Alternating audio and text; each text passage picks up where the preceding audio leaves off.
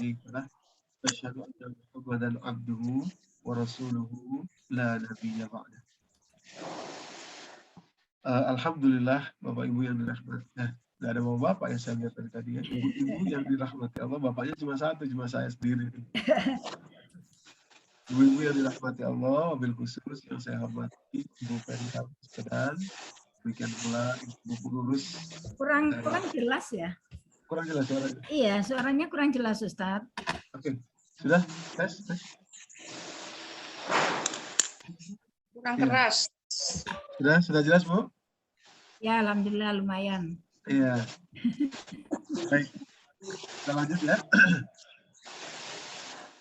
Ibu-ibu yang dirahmati Allah, wabil khusus yang saya hormati Ibu Ferry Al-Wasrian, demikian pula para pengurus dan aktivis dari Majelis Taklim kita. Alhamdulillah, segala puji bagi Allah ya, kita berjumpa lagi. Suaranya kurang jelas juga masih. Iya, suaranya kurang jelas. Saya pakai ini, pakai mana? Pakai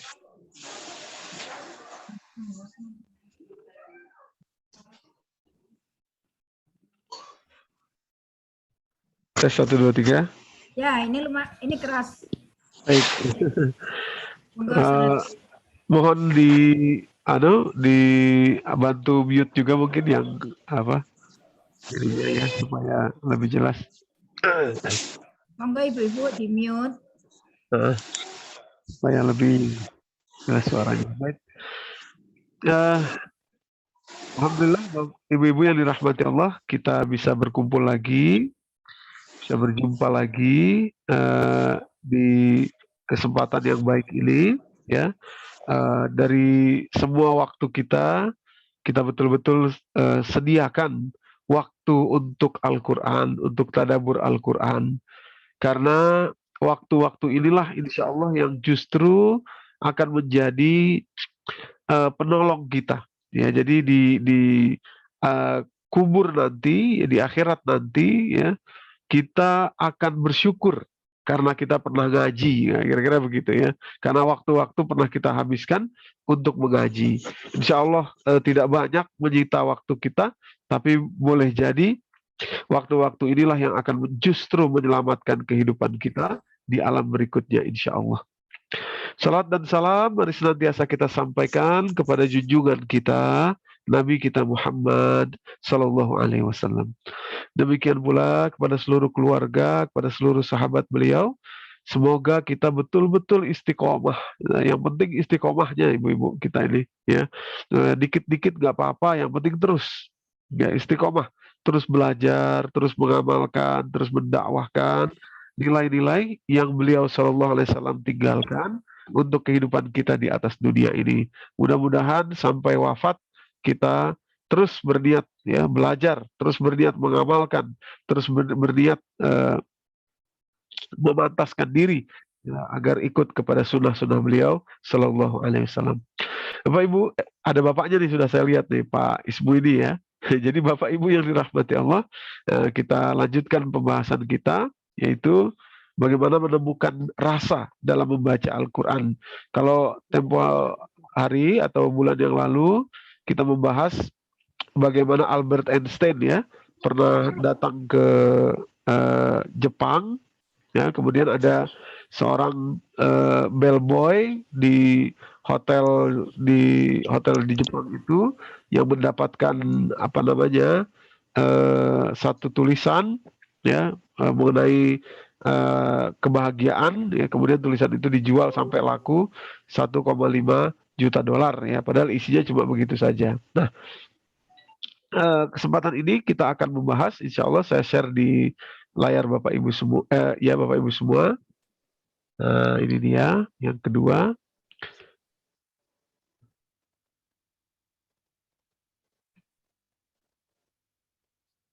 Ya, jadi bagaimana kita bisa merasakan ledakan dari ayat-ayat Al-Quran ini, ya Bapak Ibu.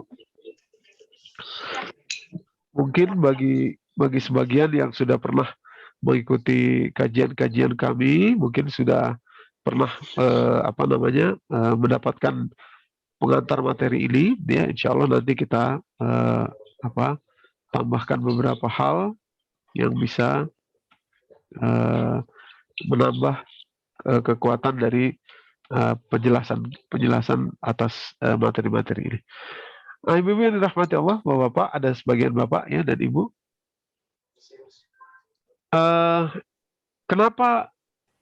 Kenapa jin itu di dalam surat Al-Ahqaf ya, jin itu ketika mendengar Al-Quran langsung lari ya. Lari bukan karena takut, ya, tapi justru lari karena ingin memberikan pelajaran kepada kaumnya. Itu di surat Al-Ahqaf Bapak Ibu. Ya. Surat Al-Ahqaf, jin dengerin Quran, terus langsung pengen kembali ke kaumnya, pengen menjadi pendakwah. Surat Al-Ahqaf ayat 19 itu. Bukan 19, 29, maaf, 29, bukan 19. Saya keliru nulisnya itu ya. Bukan 19, tapi 29 ya. 29, kemudian 30 ya, ibu-ibu. Kalau yang mau buka Al-Quran atau mushaf silahkan. Jadi kalimat Allah begini, wa is-sarafna ilaika auzubillahi minasyaitonir rajim wa is-sarafna ilaika nafaran minal jinni yastami'unal Qur'an. Dan ingatlah ketika sekelompok jin kami utus untuk mendengarkan Al-Qur'an dibaca oleh Rasulullah ya. Falamma hadaruhu, ketika jin itu hadir pada majelis dibacakan Al-Qur'an, pemimpin mereka bilang begini, qalu ansu, coba diam semuanya dengerin Quran. Wah, itu ya. Itu luar biasanya akhlak para jin ya terhadap Al-Quran. Qalu ansitu, diam semuanya, dengarkan bacaan Al-Quran. Falamma qudiya, setelah selesai mendengarkan bacaan Al-Quran, wallau ila qaumihim munzirin, langsung dia lari menuju kaumnya untuk memberi peringatan. Wah, itu saking dahsyatnya Al-Quran ya, sampai para jin ini langsung pengen kabur, pengen memberikan peringatan terhadap dari Al-Quran, Bapak Ibu yang dirahmati Allah. Ya, nah, qalu, mereka berkata kepada kaumnya pada ayat ke-30-nya, pada ayat lanjutannya, qalu ya qaumana, wahai kaum kami, inna sami'na kitaban unzila min ba'di Musa musaddiqan lima baina yadayhi yahdi ilal haqqi wa ila tariqim mustaqim. Wahai kaum kami, ya, kami baru saja mendengarkan kitab yang turun setelah Musa, ya, yang turun setelah Musa dan menunjukkan kepada jalan yang lurus, yahdi ilal haqqi wa ila tariqim mustaqim, ya, wa ila tariqim mustaqim. Nah, jadi maksud saya begini, jin aja sampai segitunya ya, sampai segitunya langsung ngibrit lari kepada kaumnya, ingin memberi peringatan kepada kaumnya ya setelah mendengarkan Al-Qur'an. Di mana bedanya ya dengan kita? Bapak Ibu yang dirahmati Allah, karena para bangsa jin ini mereka paham apa yang didengarkan. Nah, ini dia. Ini bedanya ya. Mereka paham apa yang didengarkan. Ya, maka itu mereka ingin segera memberikan peringatan. Nah, ini dia. Paham, Bapak Ibu. Ya, paham apa yang didengarkan. Mohon maaf, ya, kita memang tidak lahir dalam berbahasa Arab, ya. Tapi Bapak Ibu yang dirahmati Allah, kepahaman terhadap Al-Quran menjadi PR kita. Ya, kenapa kita tidak bisa seperti para jin ini? Karena ya terus terang kita tidak paham apa yang diomongin ini, apa yang kita dengarkan isinya apa ini, ya Quran ini, ya. Jadi para jin itu dia paham Al-Quran yang didengarkan, langsung dia lari, ingin memberi peringatan kepada kaumnya karena paham. Oke? Ini saya ulang sedikit, presentasi isi Al-Quran itu 10%-nya adalah perintah. Jadi kita sholat, zakat, puasa, haji, itu baru 10% isi Quran tuh, Bu. 10% itu. Ya, karena memang begitulah di dalam Al-Quran. 10% isi Quran itu perintah-perintah yang kita lakukan itu. Ya, makanya kalau ada orang tanya kenapa ya kita umat Islam Indonesia belum bisa bangkit menjadi memberikan kontribusi kepada dunia. Ya karena kita baru mengamalkan 10% Quran. Ya. Masih banyak lagi. Ada 15% Al-Quran cerita tentang dunia, akhirat, ya, tentang hakikat Allah Subhanahu wa Ta'ala. Yang lebih banyak adalah 75% Al-Quran itu tentang kisah. Ibu-ibu yang dirahmati Allah, Bapak-bapak, tentang kisah. Diulang lagi. Isinya Quran itu kisah. Ya, 75%-nya kisah. Jadi secara sederhana, kalau kita pelajari 75% ini, tambah 10%, kita udah punya 85%. Ya. Ya, karena mayoritas isinya kisah. Nah, kisah Bapak Ibu yang dirahmati Allah itu akan berujung berakhir kepada karakter.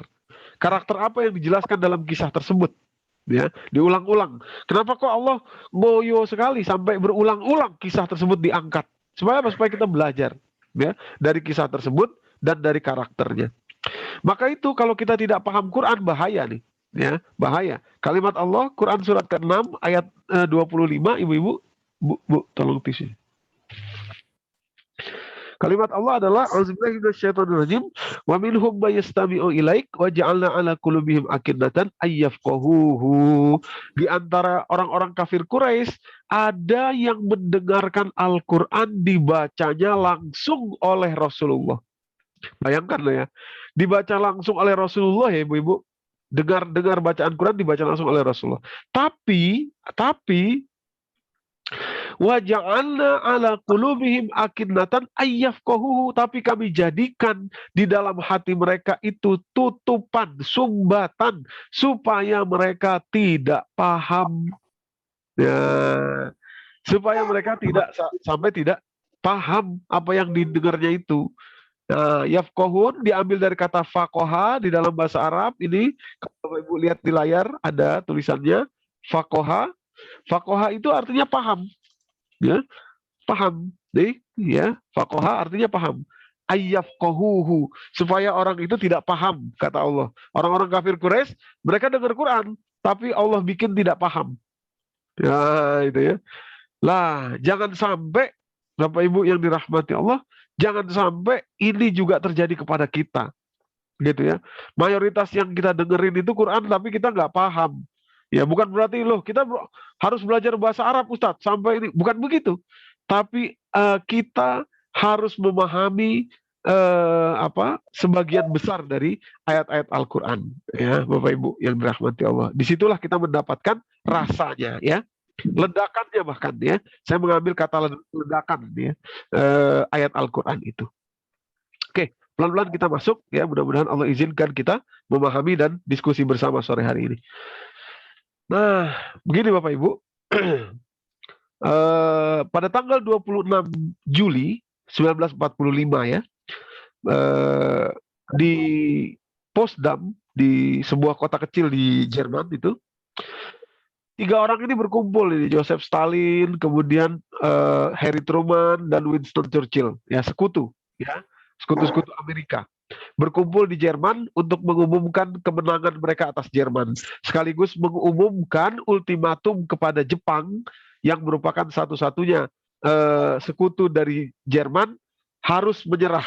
Jepang harus menyerah. Ya, dikirim lewat siaran radio, dikirim juga pesawat, ya isinya adalah selebaran memerintahkan supaya Jepang menyerah. Ya, diturunkan di atas Jepang. Ya, dikirimkan. Pada tanggal 28 Juli, ya Perdana Menteri Jepang merespon, ya 28 Juli waktu Jepang ya, merespon ibu-ibu bapak yang dirahmati Allah dengan memberikan juga siaran radio, merespon bagaimana sikap pemerintah Jepang atas ultimatum tersebut, ya kira-kira begitu ya. Nah, karena Suzuki Kantaro ini dia nggak bisa bahasa Inggris, makanya dia omong pakai bahasa Jepang. Ya, jadi siaran radionya dia sampaikan dengan bahasa Jepang. Nah, di Amerika, ya, Suzuki Kantaro ngomong bahasa Jepang di Jepang, di Amerika diterjemahkan, ya, diterjemahkan dalam bahasa Inggris tentunya, ya, terjemahkan dalam bahasa Inggris. Suzuki Kantaro mengatakan satu kata di dalam bahasa Jepang yang menggambarkan sikap pemerintah Jepang. Kata-kata itu adalah mokusatsu. Mokusatsu. Di dalam bahasa Jepang, mokusatsu itu di dalam bahasa tutur orang Jepang ya, bahasa omongan orang Jepang, bahasa budaya orang Jepang, mokusatsu itu artinya tidak melakukan apa-apa alias menyerah. Ya, menyerah. Karena buat orang Jepang tidak melakukan apa-apa itu menyerah. Ya, mokusatsu. Rupanya diartikan di Amerika sana, Bapak Ibu yang dirahmati Allah, diartikan mengambil satu kata yang lain karena artinya ada beberapa ya, ada beberapa makna, diambil satu kata ini.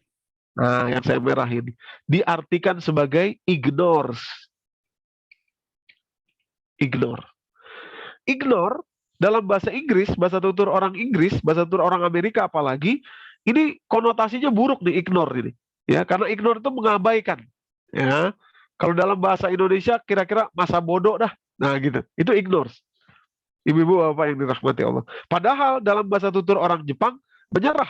Tapi dalam bahasa tutur orang Inggris, orang Amerika ignore. Ya, ignore itu kasar. Ya. Maka setelah itu banyak apa namanya? Oh, sebentar. Ini ntar dulu. Sorry. Sebentar.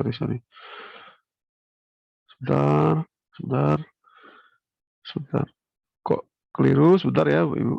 Nah, saya mau nunjukin ini dulu ke atas dulu. Oke. Maka setelah itu beberapa hari kemudian tanggal 29, tanggal 30, tanggal 31, ini tanggal 27 nih, masih ada ininya nih di sini nih ya.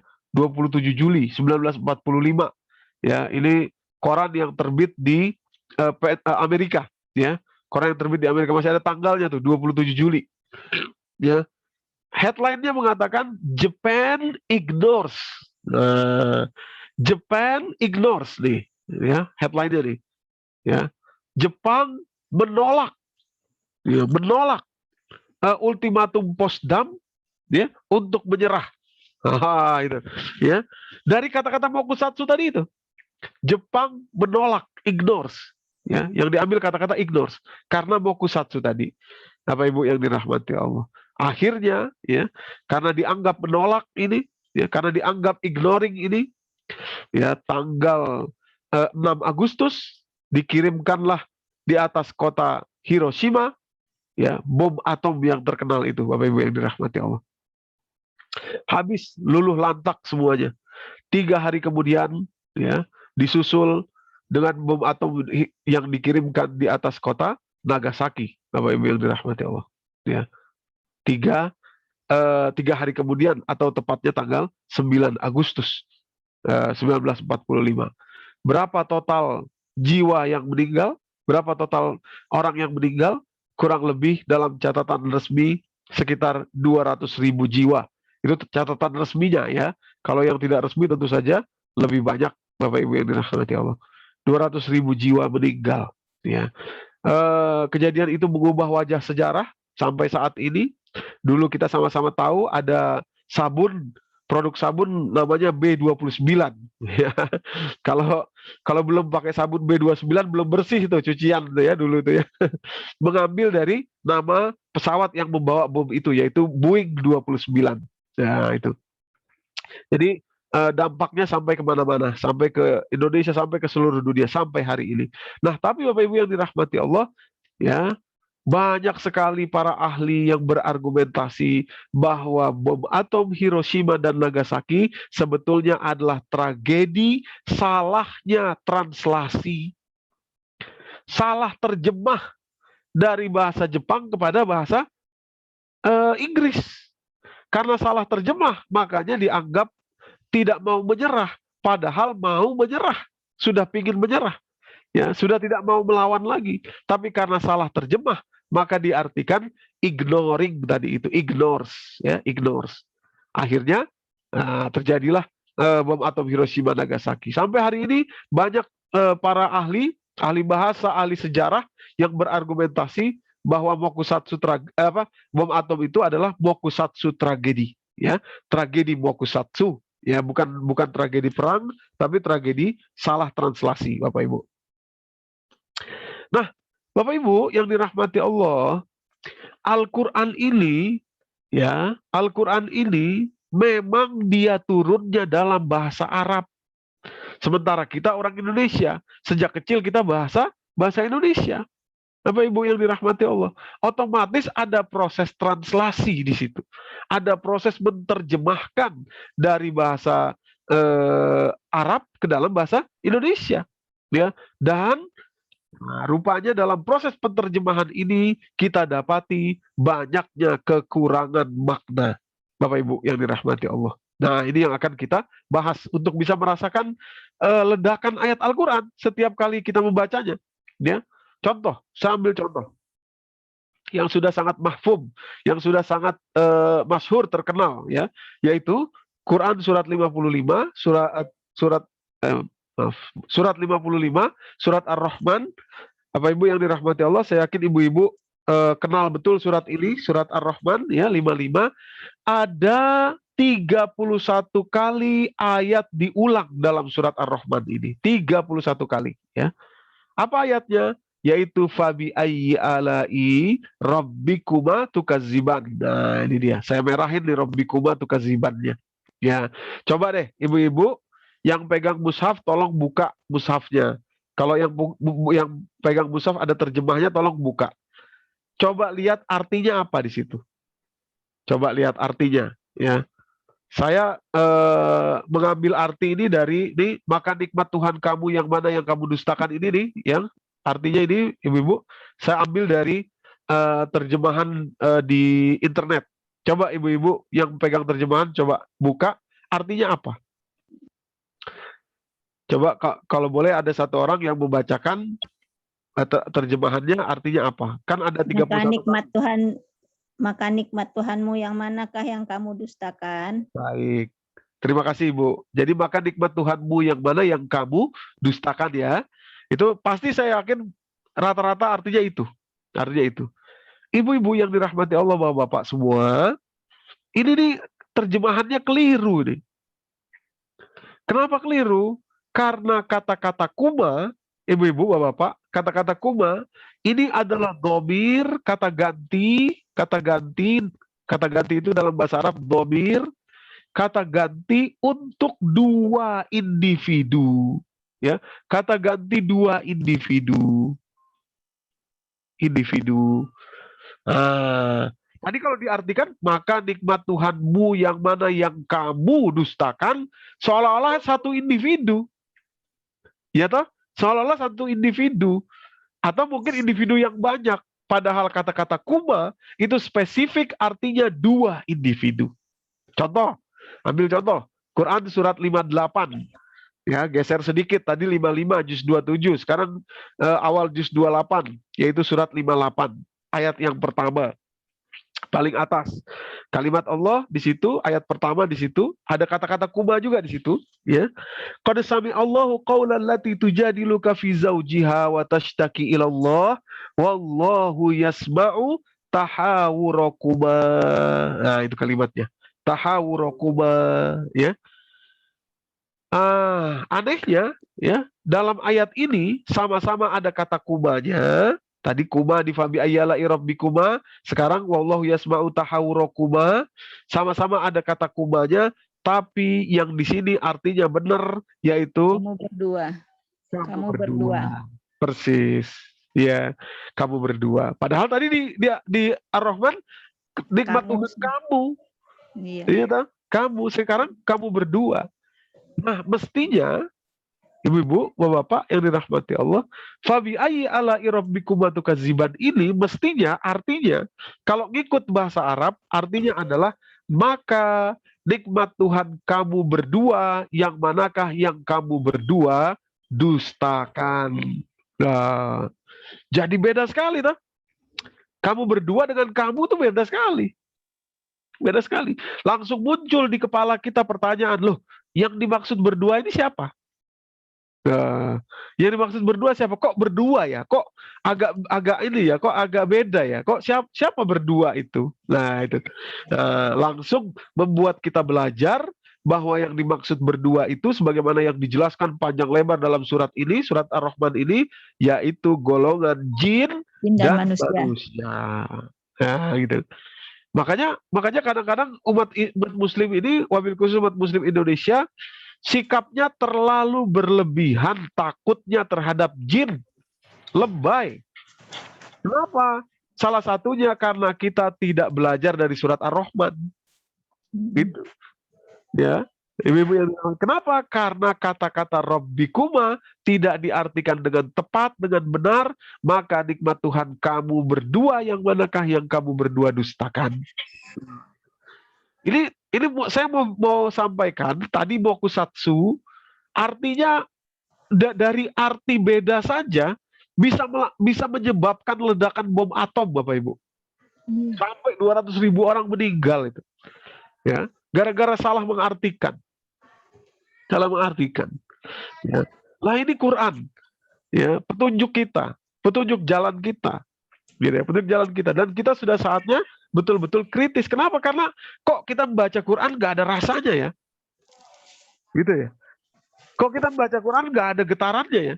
Padahal kata Allah, Quran surat ke-8, Quran surat Al-Anfal ayat 2. Innamal mu'minuna allazina idza dzukirallahu wajilat qulubuhum wa idza tuliyat 'alaihim ayatuhu zadatuhum imanan. Orang-orang yang beriman itu ciri mereka kalau disebut nama Allah bergetar hati mereka, dan apabila ditilawahi kepada mereka ayat-ayat Allah bertambah imannya.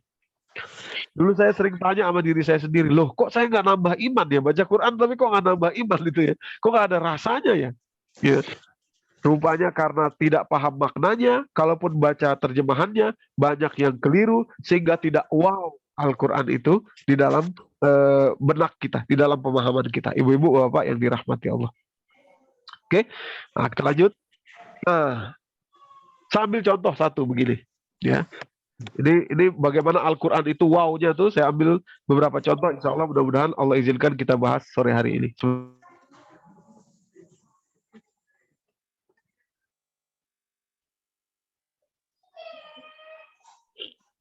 Mohon maaf kok agak pilek ini, jadi aduh dulu sebentar. Sambil contoh pertama, soal Allah menyebut satu bentuk daging di dalam Al-Quran itu dengan kata yang berbeda. Ibu-ibu yang dirahmati Allah, bapak-bapak ya. Ini supaya ada getarannya, begitu kita membaca tuh ada getarannya. Ada rasanya, ya ada ledakannya. Di dalam Al-Quran, Bapak Ibu yang dirahmati Allah, ikan, ya, ikan itu namanya ada 3 dalam Al-Quran itu, ikan tuh ya. Jadi kita masuk pelan-pelan ya, sehingga nanti kita bacanya kita dapat getarannya dapat. Di dalam Al-Quran ikan itu disebut dengan 3 nama. Yang pertama namanya samak. Samak. Ya, loh kok balik? Yang pertama namanya adalah samak. Samakun ya. Daging. Samak. Ya, samak ya. Samak itu adalah ikan yang kecil-kecil. Ikan yang seperti ini itu samak. Kalau ikannya agak besar, sudah besar sampai sebesar paus gitu ya, itu namanya hut. Ya, hut atau hit ya. Nabi Yunus itu ditelan ikan paus, makanya beliau disebut dengan sahibil hut ya. Sahibil hut. Oh, maaf, bukan pakai H besar tapi pakai H kecil ya. H kecil. Sorry, salah, ini salah. Pakai H kecil. Hut. Ini karena jarang disebut jadi saya lupa ininya apa mufradatnya. Hut, sahibil hut ya. Ada di surat ke-68 tuh ya. Surat Al-Qalam ya. Sahibil hut iznada wa huwa makzum, itu surat ke-68. Surat Al-Qalam ayat yang ke Fasbir li rabbika wala takun kasahibil hut, itu ayat ke-48. Surat 68 48. 68 ayat 48. Nah, sahibil hut. Sahibil hut itu yang ditelan ikan itu maksudnya ikannya ikan besar ya, ikan besar sejenis paus. Nah, Nabi Yunus ditelan oleh ikan itu, maka disebut dengan sahibil hut ya. Nah, satu lagi adalah lahman toriyah. Apa Ibu? Lahman toriyah. Itu juga ikan.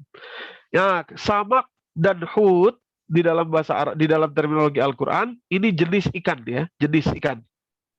Ikan kecil, ikan besar. Sementara lahman toriyah itu bicara tentang dagingnya ikan. Ya, dagingnya ikan itu lahman toriyah. Lahman, ibu-ibu, bapak-bapak, diambil dari kata lahmun ya.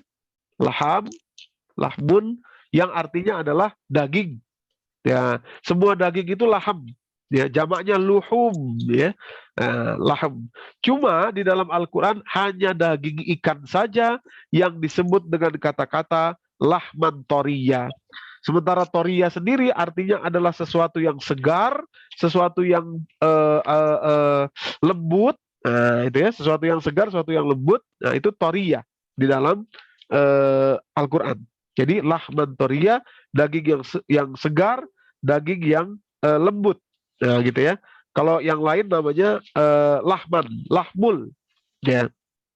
Misalkan Quran surat ke 22, misalkan surat Al-Hajj, ya, jamak dari kata laham itu luhum, ya. Ayat yang ke surat 22, ya. Surat 22 ayat yang ke-37. Laham atau luhum, ya. Jamaknya luhum. 22, 37. Ya. La yanalallaha luhumuha wala dima'uha walakin yanaluhu taqwa minkum, ya. Tidak sampai kepada Allah itu daging hewan sembelihan yang kamu sembelih itu, bukan itu yang nyampe kepada Allah, tapi yang nyampe adalah ketakwaan dari kalian semua. Tapi pakai kata-kata luhum, yaitu daging hewan sembelihan. Lah, pertanyaannya begini, kenapa kok hanya daging ikan yang Allah sebut dengan lahman toriyah? Kenapa tidak daging-daging yang lain? Kenapa cuma daging ikan? Ya, ibu-ibu, bapak-bapak yang dirahmati Allah. Ya, rupanya kalau kita renungi baik-baik, dan inilah caranya mendapatkan rasa dalam Al-Quran ini. Ya, kalau kita renungkan baik-baik, ibu-ibu yang dirahmati Allah, ini ayatnya ada 2 kali, ya, disebut di dalam disebut dalam Al-Quran, ayatnya ada dua kali, ya, yaitu lahman toriyah. Ya. Bagus. Akas Lahman toriyah disebut 2 kali dalam Al-Quran, yaitu Quran surat An-Nahl surat 16 ayat 14, wa huwallazi sakharal bahra litakulu minhu lahman toriyah. Dialah yang menundukkan laut kepada kalian agar kalian bisa makan lahman toriyah, ya, daging yang segar, daging yang bersih, ya, daripadanya, yaitu daging ikan, ya. Disebut juga sama kalimatnya lahman toriyah pada surat Fatir, surat ke-35 ayat ke-12, juga lahman toriyah. Oke. Nah, kenapa kok cuma daging ikan yang disebut lahman toriyah? Kenapa daging yang lain tidak? Rupanya sederhana, ibu-ibu yang dirahmati Allah, bapak-bapak. Inilah ajaibnya Quran, ya. Kalau kita perhatikan dengan baik-baik, dengan benar, ini gambar anatomi ikan, ya, ibu-ibu, bapak-bapak, anatomi ikan. Rupanya memang hanya ikan lah, ya, binatang di atas dunia ini, ya, yang diciptakan Allah, sistem pencernaannya itu, ya, ususnya itu, kotorannya itu tidak mengenai dagingnya, ya. Dagingnya itu tidak terkena, tidak dilewati oleh kotorannya. Dagingnya terpisah khusus nih. Ini dagingnya. Saya gambar itu, ya. Nah ini dagingnya. Sama sekali terpisah dari perutnya ini, ya. Dia makan dari sini, kemudian buang kotoran di situ. Sama sekali tidak terkena kepada dagingnya. Dan itu cuma ikan loh. Cuma ikan. Coba binatang lain. Nah, ini umpamanya. Sapi. Makan dari sini, masuk makan dari sini. Wih, itu kotorannya ini dicerna di sini, semua, kesemuanya. Sampai ke sini kena semua. Itu, kotorannya. Bapak Ibu yang dirahmati Allah. Iya. Jadi, begitu juga kambing, domba, ayam, ya semuanya. Semuanya. Cuma ikanlah yang anatominya bersih seperti ini, sehingga disebut dengan lahman toriyah. Ya, lahman toriyah. Lah, yang harus kita pahami juga, Bapak Ibu, kok bisa Al-Quran ini kan turun kepada Rasulullah. Seseorang yang hidup di tengah gurun pasir, seorang yang hidup di tengah gunung batu, sama sekali jauh dari lautan tempat tinggal beliau itu, ya. Sama sekali tidak sempat beliau kalau harus memperhatikan ikan begitu, ya. Kalaulah Al-Quran ini turun dari mulut beliau sendiri atau beliau yang merekayasa, ya, pasti beliau tidak punya ilmu mengatakan bahwa ikan itu, khusus ikan, adalah lahman toriyah. Tandanya mau pulang tuh, tolong bukain pintu. Ibu-ibu yang dirahmati Allah, bapak yang dirahmati Allah, ya, ya. Tinggalnya jauh, ya, tinggalnya jauh dari laut, ya, di tengah padang pasir, ya. Kalau itu soal onta mungkin wajar karena beliau sehari-hari mungkin lihat onta, tapi ini kan ikan, ya jauh sekali dari laut, jauh sekali tempat tinggal beliau itu. Ya, tempat tinggal beliau. Tapi betul-betul detail disebutkan ikan itu lahmantoriyah, ya, lahmantoriyah karena dagingnya tidak terkena dengan kotoran, tidak melewati kotoran. Ibu bapak yang dirahmati Allah. Apalagi kalau kita lihat ikan-ikan yang gede-gede itu ya, yang ikan tuna itu di Jepang itu, yang gedenya segede orang itu, ibu ya, bapak, itu kan daging tok itu isinya itu ikan itu. Ya, ya perutnya ya segini aja. Adek.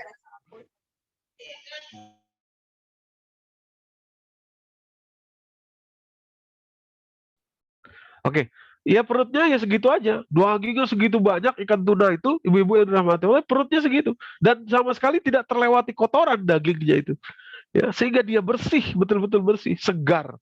Ya, daging ikan itu. Ya, sampai segitunya Al-Quran itu menunjukkan bahwa yang membuat Al-Quran ini betul-betul tahu ikan itu bagaimana dan betul-betul tahu bedanya dengan anatomi hewan-hewan lainnya. Ibu-ibu yang dirahmati Allah. Ya, jadi ketika kita baca ayat lahmantoriyah, di situ kita tersadarkan ada rasa ya yang yang eh, eh, yang masuk ke dalam hati kita, masya Allah, ini bukan kalimat manusia ini. Bukan kalimat manusia ini, penulisnya bukan manusia ini, ya penulisnya adalah pencipta alam semesta ini, gitu ya. Ya dia tahu bahwa ikan di dasar lautan itu anatominya seperti apa, dia tahu ya. 14 abad yang lalu loh turunnya ini di tengah padang pasir ya. Bayangkan bagaimana mungkin seorang Rasulullah, seorang manusia yang hidup di padang pasir tahu ilmu ini. Ibu-ibu bapak yang dirahmati Allah ya. Nah, itu dari arti kecil ya, lahmantoriyah itu tadi. Nah, sekarang kita lanjut satu contoh berikutnya.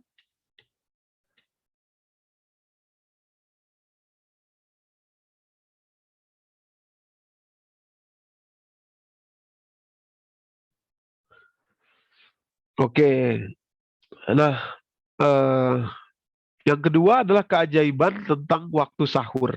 Ya, mohon maaf ini sudah pernah saya sampaikan belum Bu Ferial ya di Assalam ya, sahur ini. Kemarin udah belum?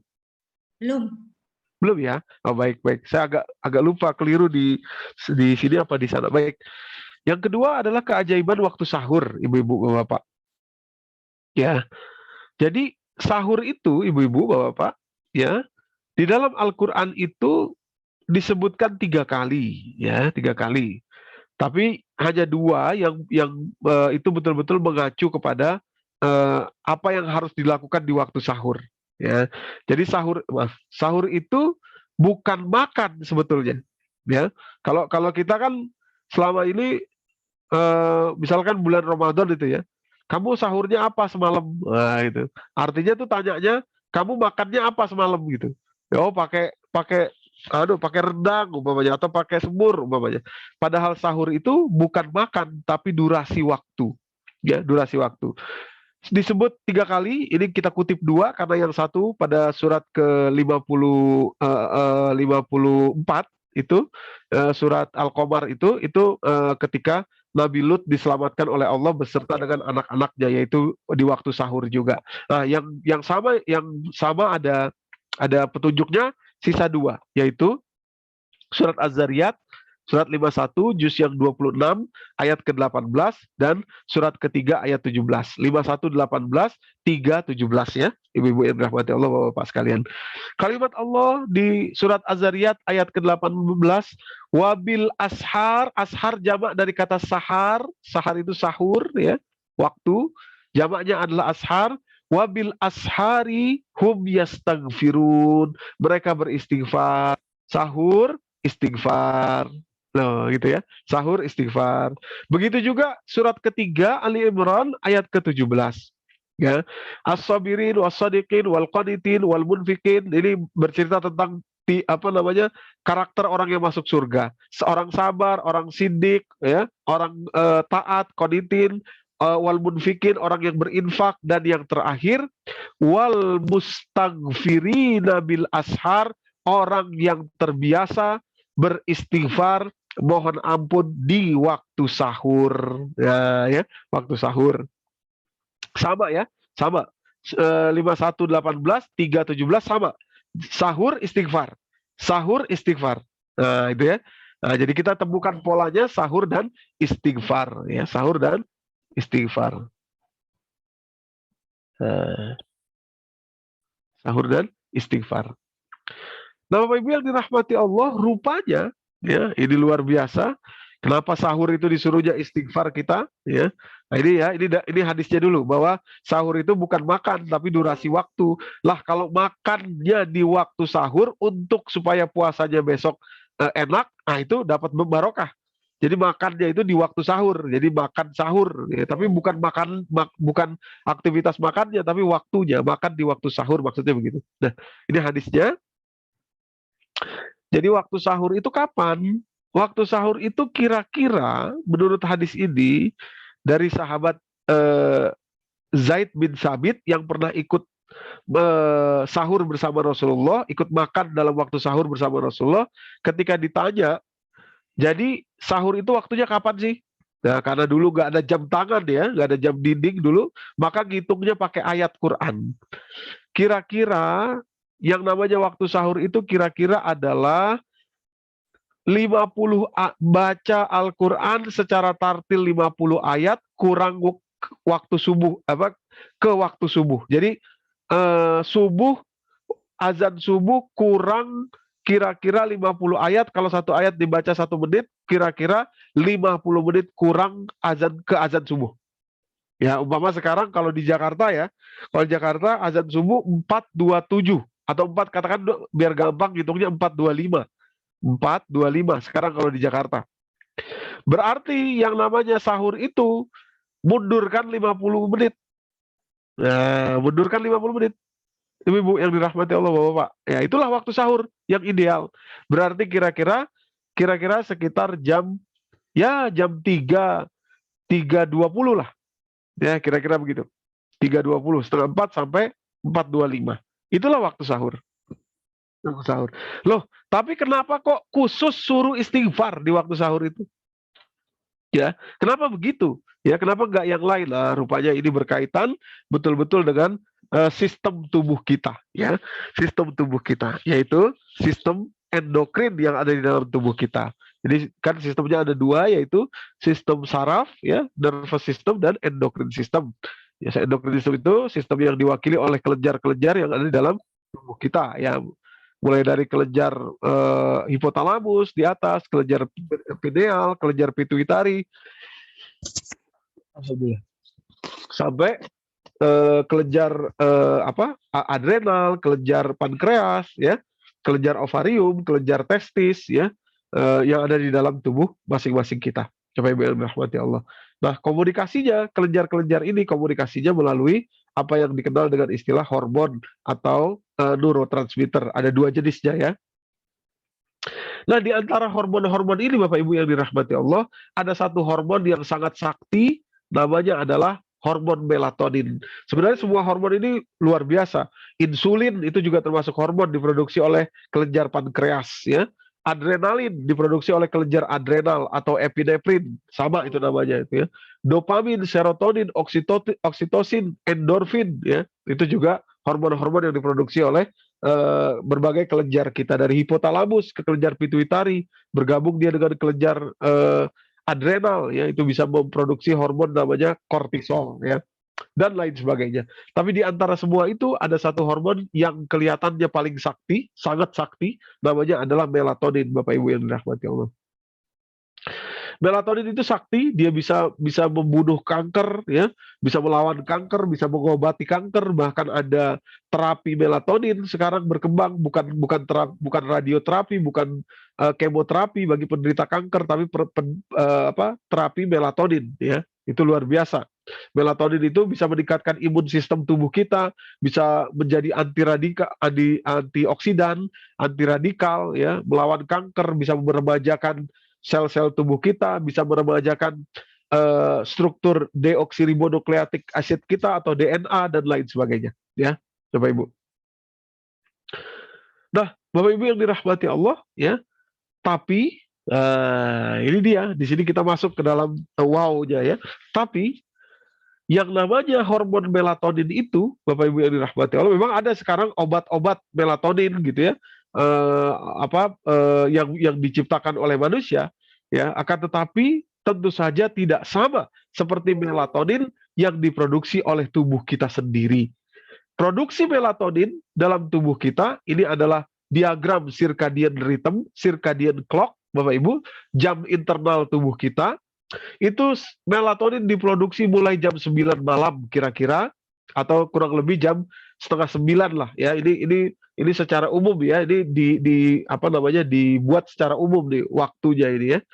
Diproduksi jam 9 malam kira-kira oleh tubuh kita. Terus produksi melatonin sampai nanti berhentinya itu kira-kira jam kalau sebetulnya kalau di Jakarta itu berhentinya melatonin itu ketika terkena matahari kan, matahari terbit itu kira-kira jam 6 sebetulnya ya. Kalau di Surabaya mungkin lebih awal ya. Lebih awal. Tapi dia mengacu pada ini, pada matahari ya, sinar matahari di sini. Ya, dia ada saya gambar di situ.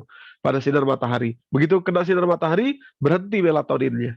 Ibu-ibu yang dirahmati Allah. Jadi, peluang kita untuk menggunakan dengan baik hormon melatonin ini supaya dia betul-betul bisa mereparasi semua kebutuhan kita, semua kebutuhan sel kita, meremajakan sel kita menjadi imun sistem tubuh kita, ya, menjadi antioksidan di dalam tubuh kita, hanya kira-kira dari jam 9 sampai jam 6 pagi. Ibu-ibu yang dirahmati Allah. Nah, dalam waktu ini mulai jam 9 sampai jam 6 pagi itu ada satu waktu khusus. Ya, ada satu waktu khusus yang ini ditemukan oleh 3 orang dokter yang mendapatkan hadiah Nobel tahun 2017. Di antaranya Dr. Michael Young itu ya, karena circadian rhythm, penelitiannya akan circadian rhythm ini, rupanya ada satu waktu khusus di antara durasi waktu ini, yaitu kira-kira jam 4.30. Ini approximately ya, ini kira-kira ya, karena kan tadi sekarang agak geser terus ya. Jadi kira-kira jam 4.30 pagi.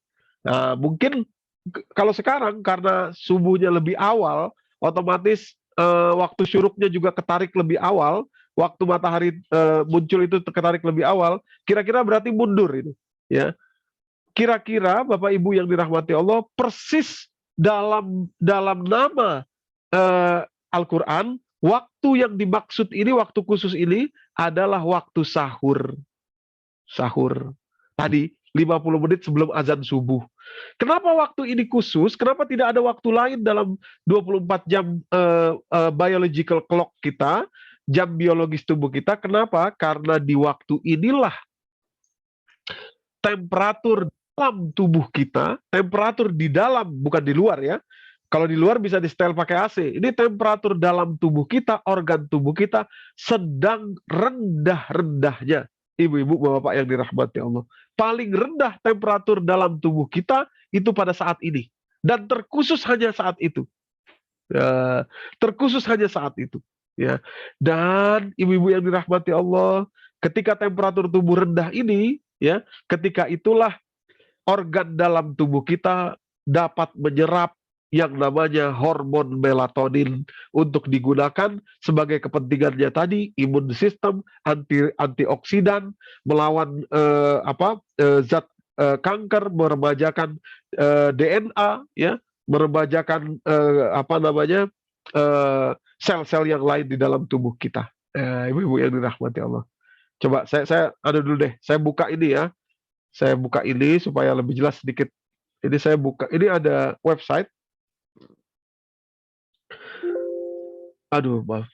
Mana nih? Oh iya, saya buka dulu untuk bisa menunjukkan kepada ibu-ibu, bapak-bapak semua, ya, seberapa sakti melatonin itu, sehingga nanti kita akan ketemu dampaknya terhadap Al-Quran, ya. Kok bisa-bisanya Al-Quran itu, Nabi Muhammad kan diturunkan Al-Quran kepada beliau, kok bisa-bisanya ngerti-ngerti sampai segitunya, gitu ya, sampai sedetail itu. Ya, jadi tidak ada pilihan lain bahwa ini memang Al-Quran ini bukan ciptaan manusia, dia adalah ciptaan Allah. Jadi kita bisa merasakan ciptaan pemilik alam semesta. Ini website dari, di sini ada ibu-ibu ya, coba saya besarkan supaya bisa dilihat oleh ibu-ibu semua. Nah, di sini di pojok kiri, pojok kiri ada US National Library of Medicine, ya tulisannya itu.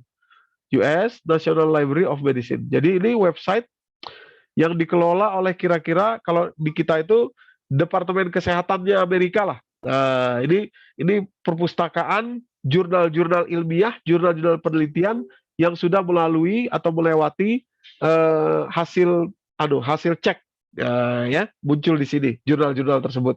Nah, salah satu jurnalnya, ibu-ibu yang dirahmati Allah, adalah tentang melatonin. Nah, ini jurnal tentang melatonin.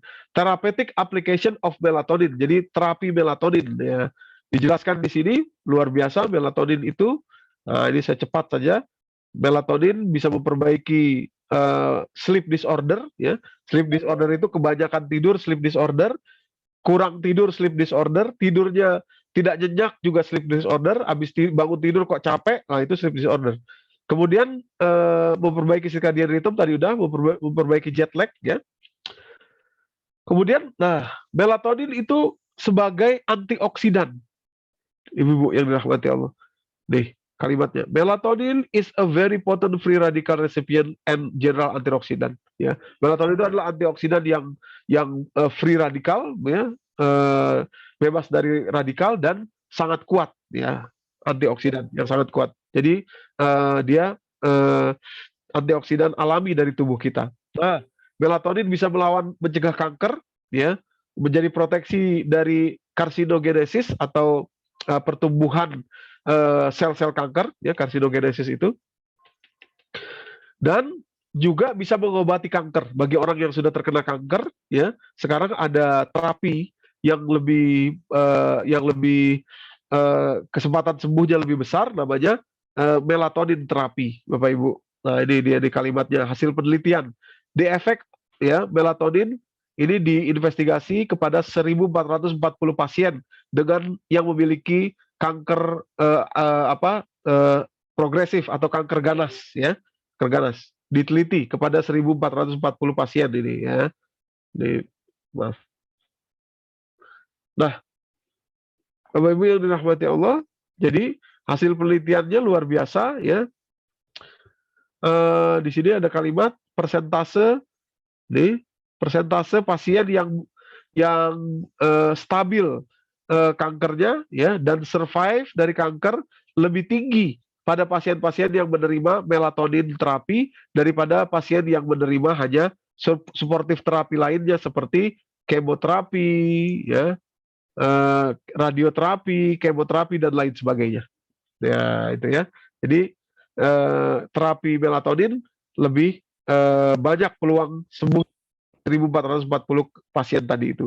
Melatonin juga lah yang menjadi bahan baku bagi imun sistem di dalam tubuh kita. Di kalimatnya ya, melatonin adalah imun sistem tubuh kita. Jadi dia fix, ya, adalah hormon yang sangat sakti di dalam tubuh kita, ya. Kemudian ke bawah lagi. Terus melatonin juga akan mencegah penyakit neurodegeneratif seperti Alzheimer, ya, kepikunan dan lain sebagainya. Pikun, Alzheimer dan lain-lain. Stroke juga.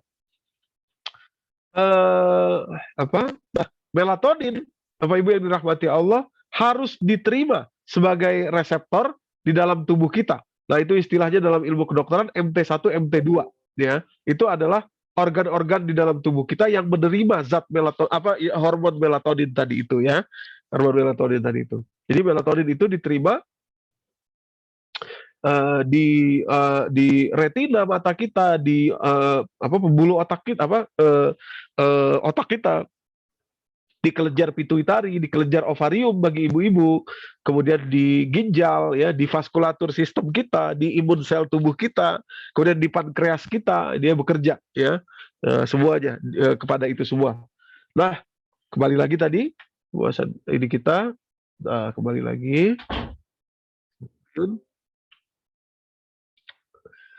Jadi ibu-ibu apa yang dirahmati Allah, ya, pada jam sahur tadi itulah ketika temperatur tubuh kita temperatur dalam organ tubuh kita sedang rendah-rendahnya, ketika itulah ya kemungkinan paling besar melatonin itu diserap oleh tubuh kita.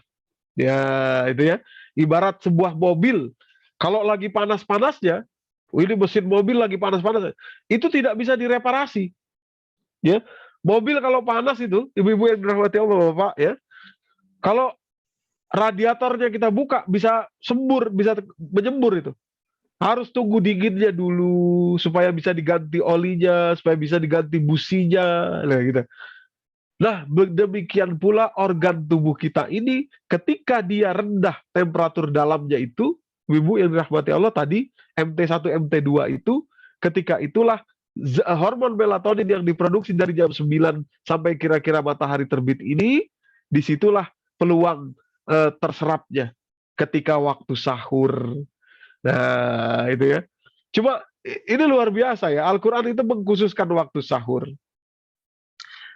Yang lebih menarik lagi, waktu sahur kok khusus suruh istighfar, gitu ya. Tadi mustaghfirin nabil ashar, wabil ashari hum yastaghfirun. Kenapa begitu?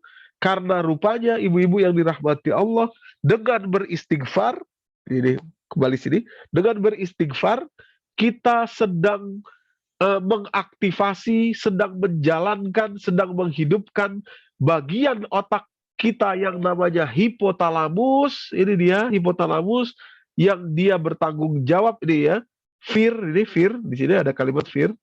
Ada, hapus dulu, nggak kelihatan nanti. Coba kita hapus dulu.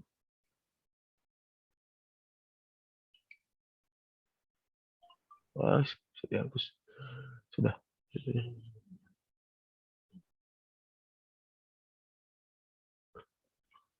Oh, sudah, Bu. Aduh.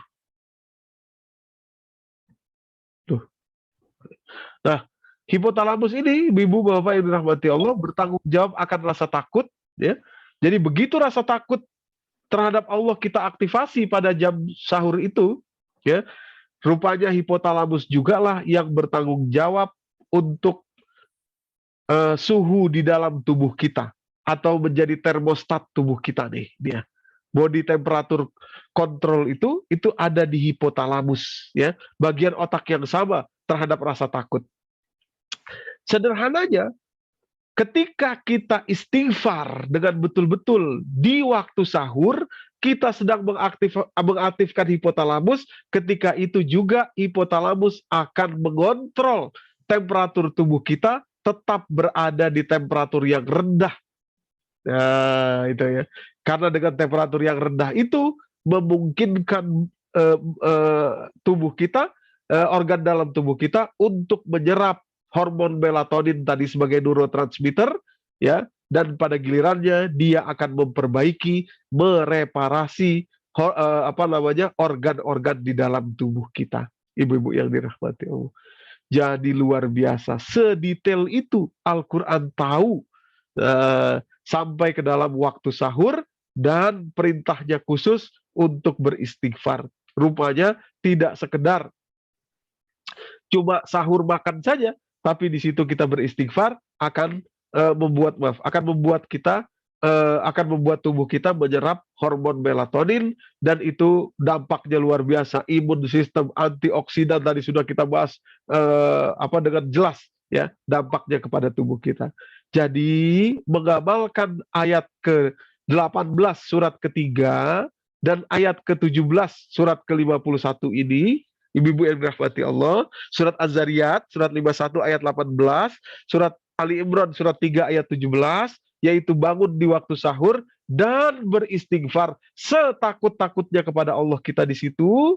Kalau perlu kita takut, ya Allah maafkan saya, ya Allah nanti, ya, itu ya. Itu justru menyehatkan tubuh kita, karena dengan itu melatonin terserap ke dalam organ tubuh kita. Ibu-ibu, bapak yang dirahmati Allah, coba kita renungkan betul-betul, dari mana seorang manusia bernama Muhammad hidupnya di tengah gurun pasir, dikepung, dikelilingi oleh gunung-gunung batu, ya. Rumah beliau itu jauh sekali dari peradaban ilmu pengetahuan.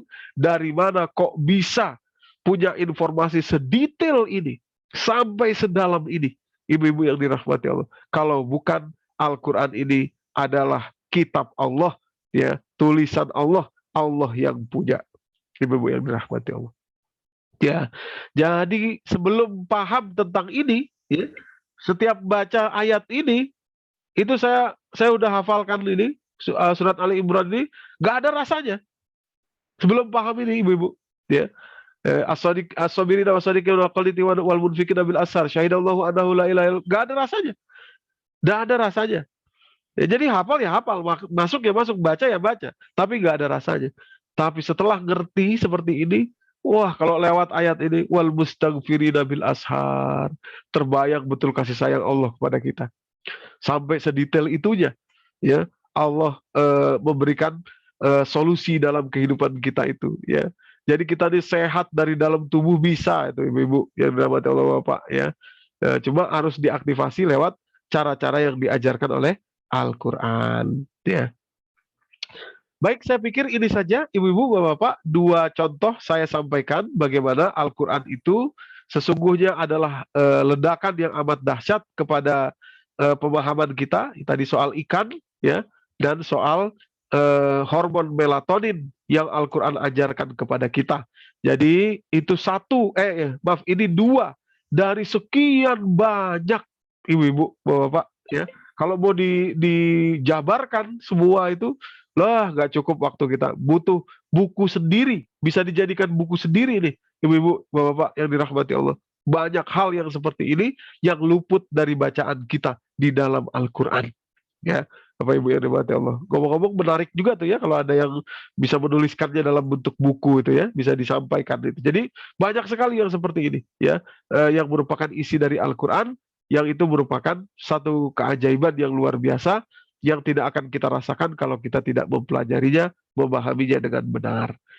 Demikian kira-kira yang bisa saya sampaikan pada kesempatan sore hari ini, karena di Surabaya juga kan maghribnya lebih cepat daripada Jakarta ya. Saya kembalikan kepada Bu Ferial atau Bu Is ya. Silakan, mungkin ada yang bertanya. Billahi taufiq wal hidayah. Wassalamualaikum warahmatullahi wabarakatuh. Waalaikumsalam warahmatullahi wabarakatuh. Monggo, ibu-ibu yang ingin bertanya boleh langsung, boleh via chat. Nanti saya akan bantu menyampaikan ke ibu.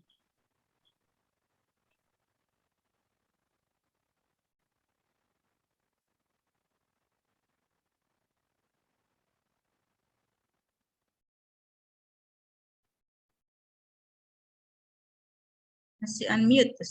Iya, Bu Umi Atiyah kayaknya tadi angkat tangan ya, Bu ya. Monggo, Ibu Umi. Silakan di unmute deh. Bentar, ini harus di unmute ya. Kayaknya bisa dari beliaunya sendiri. Iya, bisa. Monggo di unmute bisa.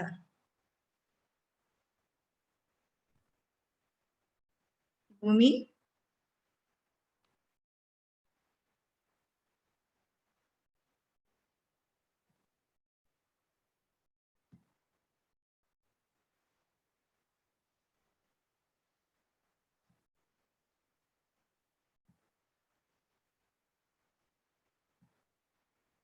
Monggo, Bu Umi.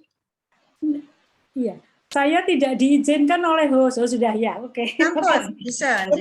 Iya, tadi belum diizinkan oleh host ya. Iya, Assalamualaikum warahmatullahi wabarakatuh.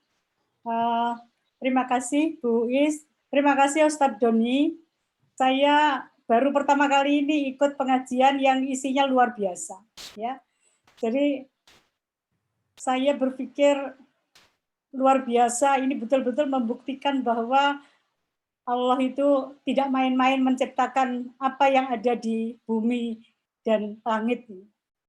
Oleh karena itu, Ustadz, saya sebetulnya ingin lebih mendalam ini. Contohnya kan tadi cuma dua fenomena ya, 2 fenomena alam yang Ustadz tunjukkan.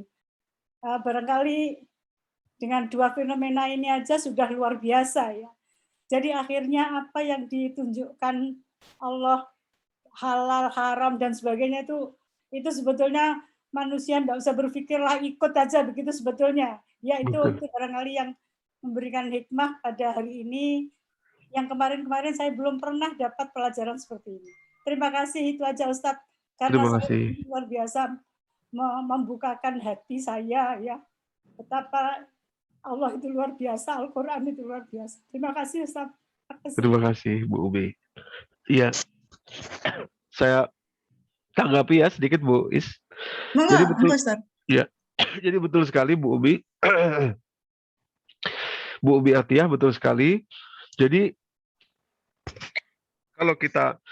kalau mau mudahnya, udah pasrah saja sama Allah, udah ikut aja, pasti baik kok. Kalau yang kita belum ngerti itu ya memang kita belum tahu, tapi ikut saja. Itu pasti akan baik juga. Maaf sebentar ya.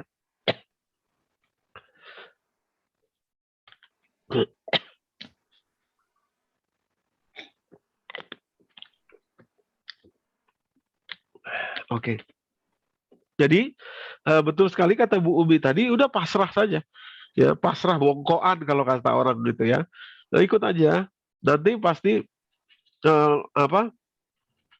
pasti akan baik gitu. Nah, lebih bagus lagi kalau kita ngerti. Insya Allah sedikit demi sedikit, pelan-pelan kita buka, kita pelajari sehingga keyakinan kita makin kuat dan kita makin tahu satu hal. Nah, ini yang saya mau sampaikan. Allah itu sayang sekali sama kita.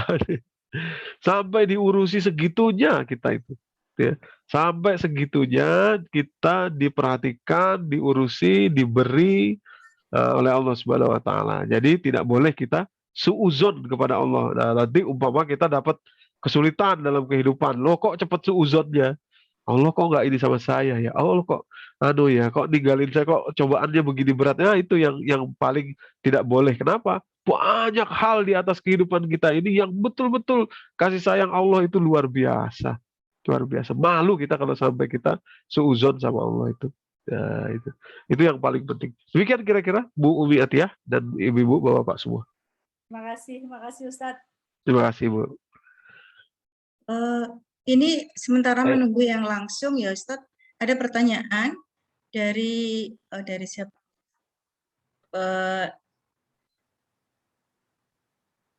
Bagaimana kita bisa mendapatkan terapi melatonin Ustadz? Oh, maksudnya di Indonesia ya? Saya kurang tahu Bu, terus terang mungkin bisa ditanyakan kepada ibu-ibu atau bapak-bapak yang berkecimpung di dunia kedokteran ya, mungkin lebih paham gitu. Tapi kalau saya yakin sudah ada di Indonesia. Tapi kalau di luar negeri sudah jelas itu hal yang umum tadi ya, kira-kira begitu.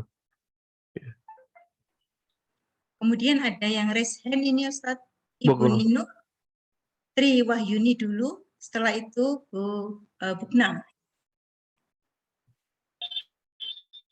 Monggo, Nino.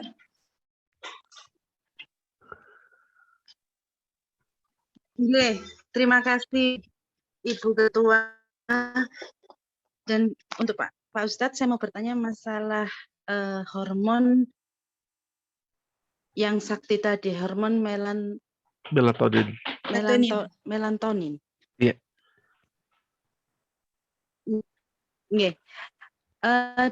Di sini kan tadi menyebutkan bahwasanya tubuh kita ini bagusnya menyerap itu di antara pukul 4.30 atau memasuki sekitar subuh. Betul nggih Pak Ustadz? Jadi betul. Sebelum subuh kita sahur maksudnya begitu nggih? Persis. Nah, bagaimana dengan apakah dengan kita melakukan sahur terus kita beristighfar, melatonin itu akan aktif atau bagaimana nggih Pak Ustadz? Saya kok belum begitu enggak masalah hormon sakti ini Pak Ustadz. Baik. Itu aja Bu. Iya, baik. Saya jawab ya Bu Is langsung ya. Enggak. Iya, jadi begini Bu. Di waktu sahur itu kira-kira ya 1 jam sebelum subuh ya. 1 jam sebelum subuh kita bangun, lalu kita di situ beristighfar. Apakah kita dalam kondisi sholat? Bagusnya dalam kondisi sholat ya, bisa juga. Atau duduk saja setelah sholatnya sudah tadi umpamanya, sudah jam 3-an. Kita lihat jam kok sudah jam 3:30 umpamanya atau jam 4. Ah, ini waktu yang pas nih. Lah, lalu kita khususkan beristighfar, minta ampun, mohon ampun, takut akan nanti siksa kubur, takut akan ini gitu ya. Jadi mengaktifasi rasa takut kita di bagian otak hipotalamus. Nah, begitu hipotalamus diaktifasi, dihidupkan oleh rasa takut, sekaligus juga dia bekerja untuk menjaga suhu dalam tubuh kita tetap rendah karena circadian rhythm tadi ya, karena jam tubuh kita itu sudah diteliti dia akan rendah pada saat itu. Tapi kalau hipotalamus tidak terjaga, maksudnya kita tidak mengakses rasa takut, umpamanya kita mengakses rasa ketawa misalkan ya, itu kan bagian otak yang lain tuh ya, itu otomatis tertutup, artinya suhu tubuh kita naik. Karena suhu tubuh naik, maka melatonin yang ada tadi tidak bisa diserap. Jadi celaka itu sebetulnya salah keliru besar. Kok di waktu sahur malah siaran TV malah lawak-lawakan, lucu-lucuan. Mati melatoninnya, tertutup. Mestinya kita nangis, takut, istighfar di waktu itu justru. Supaya melatoninnya diserap oleh tubuh kita, bukannya ketawa. Kalau ketawa malah hilang. Karena ketawa itu kan yang mengalir hormon yang lain, endorfin, dopamin gitu ya. Melatoninnya tertutup. Padahal kita butuhnya melatonin, dan melatonin hanya ada di waktu malam tadi itu. Gitu. Kalau endorfin, dopamin, serotonin bisa lain-lain waktu. Itu kan kalau ketawa ya. Kalau kita ketawa tuh dopamin, endorfin langsung keluar tuh di dalam tubuh kita tuh. Makanya kita seneng kalau ketawa lucu-lucu, seneng itu karena itu. Tapi ini dua hormon ini bisa di waktu siang pun ada, bisa. Yang khusus malam itu ya cuma melatonin itu. Mobil khusus waktu sahur itu. Dia di siang hari nggak ada lagi melatonin itu. Sementara kita butuh. Nah itu. Jadi kenapa kita istighfar ya di waktu itu supaya hipotalamus kita terjaga dan melatonin tadi diserap oleh tubuh kita dengan sendirinya. Adapun kalau besoknya kita puasa, bagusnya ya makannya waktu itu, waktu sahur itu. Ya, jadi sahur itu nama waktu, aktivitas tambahannya kalau makan dapat barokah untuk puasa besoknya. Umpama kalau kita pengen puasa gitu. Gitu kira-kira Bu Dido. Oh, jadi maksudnya di sini kondisi kita itu dalam kondisi rendah gitu nggih Pak Ustadz. Jadi tidak asal kita bangun lalu kita ya seperti yang Pak Ustadz bilang kita ketawa-ketawa itu tidak mengaktifkan hormon melatonin itu tadi nggih Ustadz. Persis, ya tidak mengaktifkan hipotalamus ya. Melatoninnya ada di tubuh kita kayak sinyal radio. Sinyal radio ada toh. Ini sinyal radio ada di seluruh ini. Tapi kalau kita nggak hidupkan radionya, nggak dapat sinyalnya. Persis seperti itu. Melatonin ini diproduksi tubuh kita, Tapi kalau tubuh kita nggak menyerap di dalam tubuh organ-organ, misalkan tadi vaskulatur sistem kita, kemudian ginjal kita, retina mata kita, DNA kita, itu semua butuh melatonin. Kalau dia nggak nyala, nggak hidup, nggak diserap oleh yang dibutuhkan tadi itu. Lah, untuk bisa diserap oleh tubuh itu, oleh dalam tubuh itu, dia dalam kondisi yang rendah. Suhunya supaya rendah, hipotalamus mesti hidup. Supaya hipotalamus hidup, mesti diaktifasi dengan rasa takut alias istighfar. Nah, gitu. Ya Pak Ustadz, terima kasih pencerahannya Pak Ustadz. Jadi baru ngerti. Iya Bu. Saya juga baru ngerti, bagus banget. Alhamdulillah. Pak Ustadz, terima kasih. Terima kasih. Ya, alhamdulillah.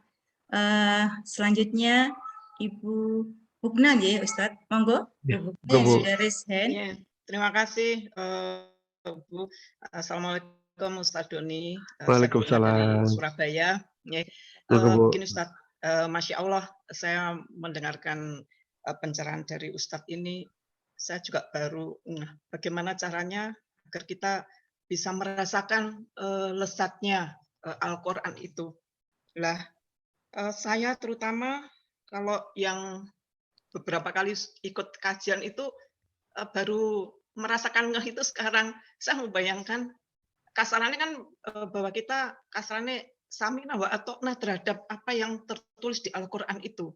Tapi bagaimana dengan anak-anak yang jarang mengikuti kajian semacam ini, ketika mereka membaca ya hanya sekedar membaca, mereka menghafalkan sekedar menghafalkan, tetapi bagaimana kita menjelaskan kepada mereka agar mereka bisa merasakan seperti apa yang kami rasakan saat ini. Artinya bagaimana cara yang sederhana agar mereka juga bisa merasakan bahwa Al-Quran ini sebetulnya lezatnya luar biasa. Begitu Ustadz kira-kira yang bisa saya tanyakan. Matur nuwun. Sabi-sabi, Bu. Ya, langsung ya, Bu Is. Jadi Monggo, Ustadz. ya, jadi memang itulah PR kita semua, Bu. Ya, ini saya rasakan juga PR kita semua kepada anak-anak, apalagi zaman sekarang ya, anak-anak milenial ini, mereka dapat mengakses informasi jauh lebih banyak daripada kita dulu, ibu-ibu semua.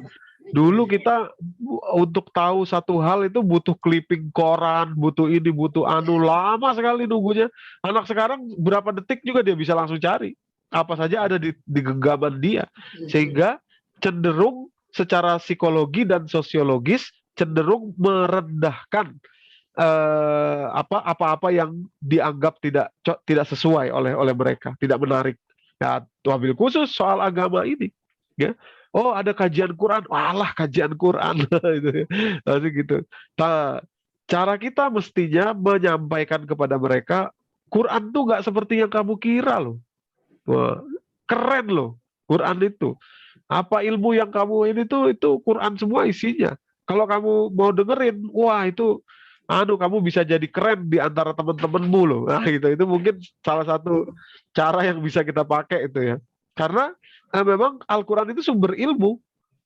Nah, jadi kita yang orang tua atau mungkin kepada cucu-cucu kita atau anak-anak kita ini, kita dululah yang punya. Kalau kita nanti membuka diskusi sama mereka, kamu nggak tahu kan, sahur itu bisa meningkatkan kinerja hormon melatonin loh. Wah, mereka kaget tuh.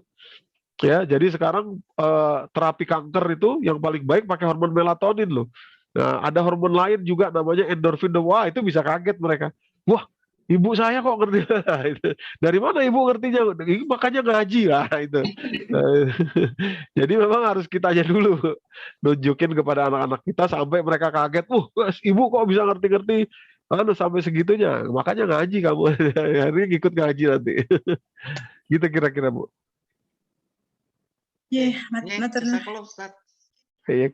Matur nuwun, Ustadz.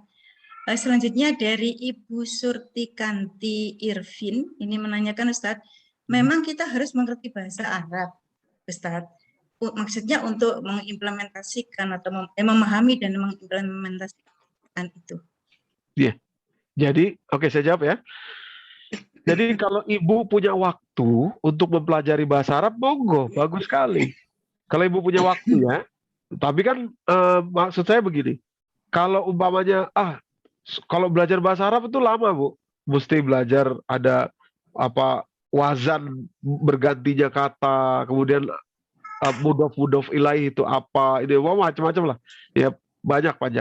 Ada cara lain yang lebih mudah, yaitu belajar poin-poinnya saja. Poin-poinnya saja. Nah, poin-poinnya itu ketemu, dirangkum, dicatat, gitu, kemudian diingat, diulang-ulang, itu sudah betul-betul jadi booster yang luar biasa. Lah, kalau ada kesempatan, monggo belajar lebih bagus. Belajar bahasa Arab lebih ngerti ya lebih bagus. Ya, gitu. Ya. Gitu kira-kira. Kalau belajar bahasa Arab dulu baru memahami kan kelamaan ya, Ustaz. Lama sekali. Nanti. Iya, setahun 2 tahun cuma belajar gitu aja. Ada ini jamaah kita belajar bahasa Arab. Wah, udah 2 tahun belajar masih gini-gini aja, Ustadz. Baru belajar apa itu fiil, apa itu ini gitu. Iya, masih lama. Kalau sudah kena nahwu shorof ini lewatnya. Ustadz, terima kasih. Ini ada pertanyaan dari Ibu Umi Zakiyah. Ada 2 pertanyaannya, tapi ini yang pertama adalah apakah bacaan yang dimaksud di waktu sahur itu istighfar saja, atau bisakah apabila kita juga membaca ayat-ayat Al-Quran yang lain akan mendapatkan rasa yang seperti itu juga? Ya, jadi bukan bacaannya saja ya Bu, tapi emosi istighfarnya. Istighfar itu kan diambil dari kata ghafar. Istighfar itu dalam bahasa Arab itu namanya bentuk kata istighfaro. Isti itu menunjukkan perbuatan untuk menuju kepada ghafar ya. Kata-kata lain bisa misalkan ajal. Ajal itu waktu istijal. Nah, misalkan gitu ya. Nah, ini istighfar. Jadi perbuatan menuju kepada ampunan. Bisa umpamanya, oh saya kok kalau baca Quran malah ingat Allah, malah ingat mati, Ustadz, malah ingat dosa. Ya bagus, itu istighfar nggak apa-apa. Gitu. Tapi kalau kita mau pakai ininya kalimatnya astagfirullah misalkan gitu ya, kok jadi ingat masa kecil ya Ustadz, kok jadi ingat masa lalu, dosa-dosa banyak, monggo silahkan. Pokoknya intinya mengaktifasi perasaan tadi itu sampai kepada hipotalamus kita gitu kira-kira Bu. Iya, mungkin sekalian Ustaz, bedanya al-ghafur, al-ghafar, al-afu. Oh, kalau al-afu, afwa itu artinya maaf. Tapi kalau ghafaro itu artinya ampunan. Ya, ampunan. Kalau ampun itu semuanya sudah selesai. Ya, sudah terampuni semua, sudah tidak ada sisanya itu. Kalau afwa, ya afwa itu kemaafan, ya itu bentuk kemaafan tapi mungkin masih tersisa hitung-hitungannya. Afwa itu, ya. Nah, kalau ghafur itu bentuk pemilik sifat pengampun itu ghafur. Nah, itu Allah Ghafur Rahim. Sifatnya namanya Ghafar.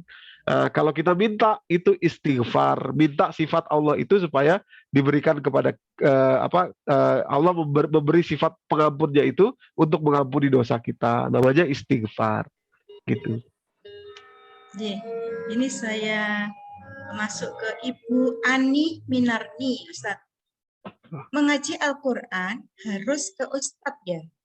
Harus ada gurunya dalam suatu jamaah supaya tidak salah ya Ustadz. Forum bersama Ustadz inilah salah satunya yang ilustrasinya pun ilmiah, menarik. Nah ini apresiasi Ustadz dari Ibu Nardi. Terima kasih Bu. Tapi harus saya koreksi, ngaji Al-Quran ini tidak hanya kepada Ustadz, tapi juga boleh kepada Ustazah.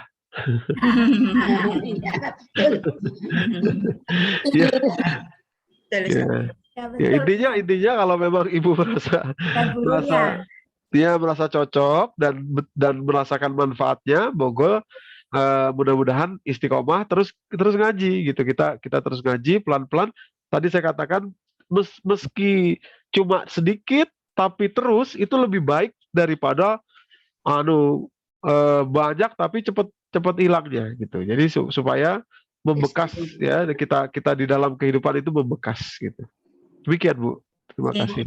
Ini ada satu lagi tambahan dari Ibu Umi Zakiyah tentang daging ikan tadi Ustaz.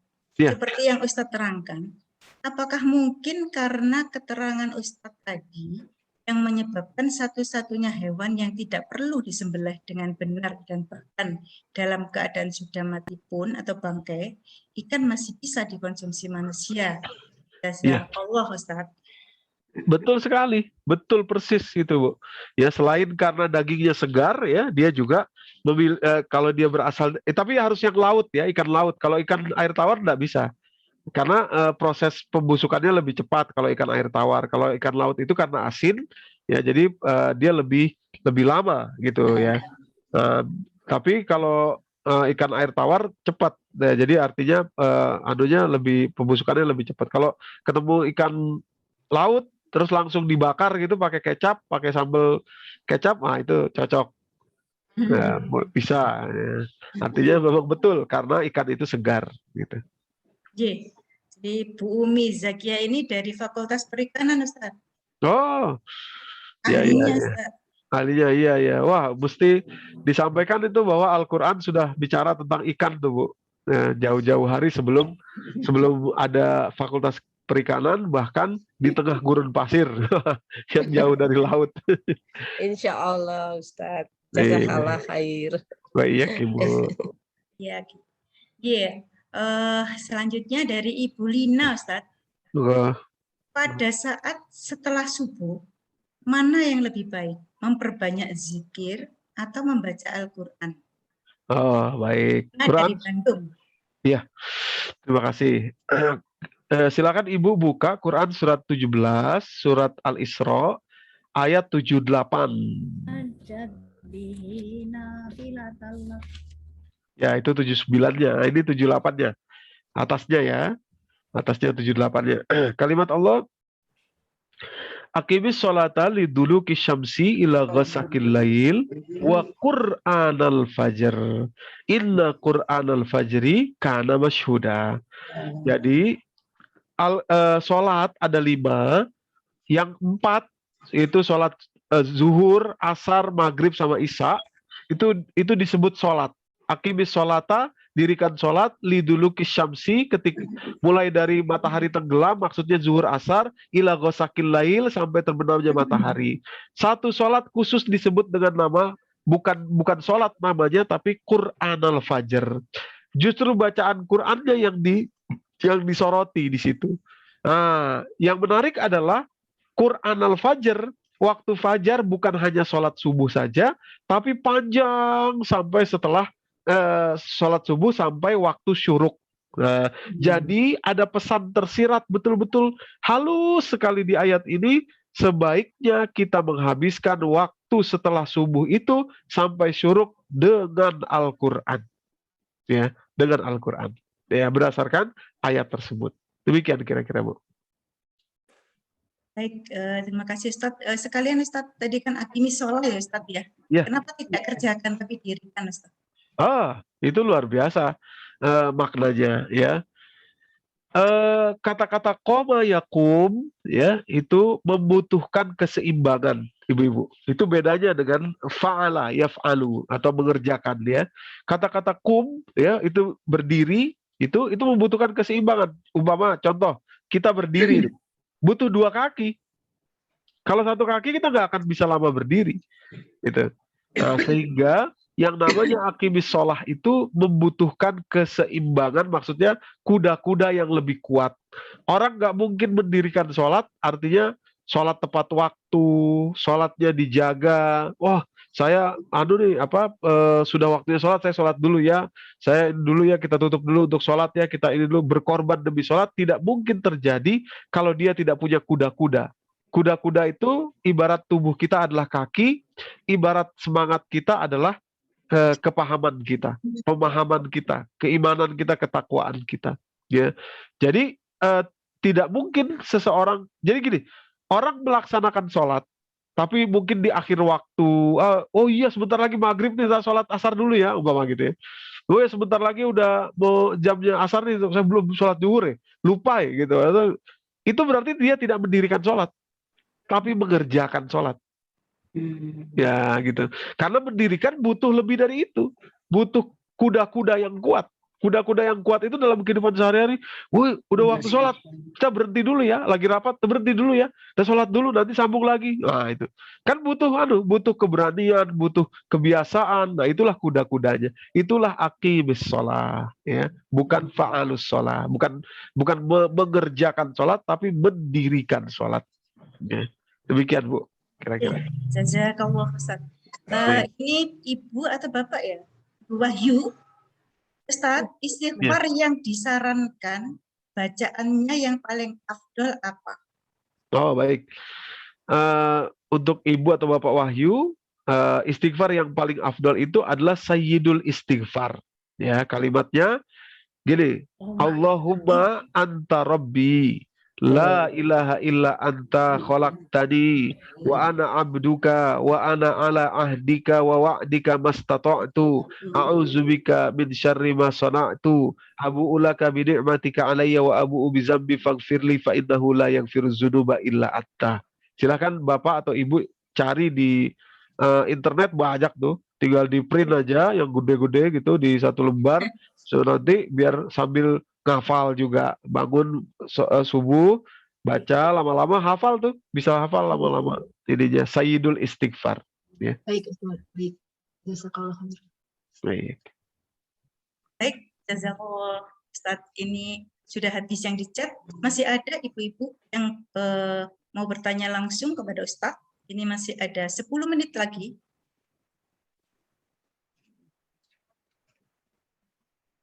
Baik, kalau sudah tidak ada, Assalamualaikum. Ibu Revina Savitri, monggo. Matur nuwun Bu atas kesempatannya. Terima kasih Ustadz. Assalamualaikum warahmatullahi wabarakatuh. Waalaikumsalam warahmatullahi wabarakatuh. Silakan Bu Revina. Saya begini, kalau misalnya hormon melatonin itu keluarnya jam 9, apakah yang terbaik pada saat jam 9 malam itu apakah kita harus tidur atau kita harus bagaimana Ustadz? Karena keluarnya kan jam 9 sampai menjelang matahari terbit. Yeah. Supaya kita nanti bisa bangun jam berapa? Jam 2 begitu untuk namanya untuk sholat, untuk istighfar. Jadi apakah baik tidurnya jam 9? Karena biasanya kan paling lambat itu menurut dokter itu kan jam 11. Tapi kadang kita kalau sudah berumur itu sulit untuk sulit untuk tidur cepat gitu. Matur suwun. Assalamualaikum warahmatullahi wabarakatuh. Waalaikumsalam warahmatullahi. Terima kasih Bu Revina. Ya, jadi sebaiknya memang tidur itu lebih awal, Bu. Supaya hormon melatonin tadi sudah terkumpul dalam tubuh kita. Nah, jadi kalau kita tidur lelap, ya, itu juga hormon melatonin bekerja juga karena tadi salah satunya adalah memperbaiki sleep disorder istilahnya di awal tadi ya. Jadi semakin cepat kita tidur, kira-kira jam 9 ke atas, ya, itu bagus, lebih bagus. Nanti kalau kita bangun, hormon melatonin sudah terkumpul, ya, pada saat sahur dikhususkan, itu kan masih terus produksi itu. Tapi produksi ketika saat tidur itu untuk memperbaiki sleep disorder atau circadian rhythm kita tadi itu. Jadi durasi waktu tidurnya sudah dapat, ya umpamanya, ya tidur umpamanya jam 10 katakan gitu ya, jam 10, ya.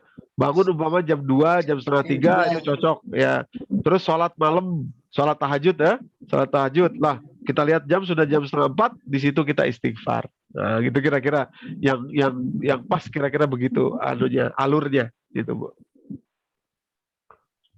Matur nuwun Ustaz. Sama-sama, Bu. Baik, Ibu Nino tadi masih ingin bertanya? Monggo. Ini pertanyaan terakhir. Oke, cuman ini aja Ibu Ketua hanya ingin sedikit sharing aja. Gini Pak Ustadz, bagaimana kita ini supaya bisa katakanlah membaca Al-Quran itu bisa memberikan suatu guncangan ataupun ledakan yang khususnya bagi yang membaca ya kita sendiri ini. Karena selama ini dalam membaca Al-Quran ya kita baca aja Pak Ustadz. Tapi guncangan atau ledakan yang bisa membuat hati ini terenyuh itu mungkin ada suatu trik atau bagaimana Pak Ustadz? Itu aja yang ingin saya tanyakan. Ya, baik, terima kasih Bu. Ya caranya adalah dengan kita ngaji seperti ini Bu. Jadi kita kumpulkan itu nanti bacaan-bacaan. Oh ayat ini, umpama tadi Ibu kita sudah bicara soal ayat ke 18 dari surat Ali Imran misalkan ya, surat Ali Imran. Nah nanti kalau begitu Ibu baca lagi, oh ini dia ayatnya ini, wah baru terkenang apa yang kita ngaji ini gitu ya, terbawa, oh iya betapa Allah tuh maha baik sampai kepada hormon melatonin yang menjadi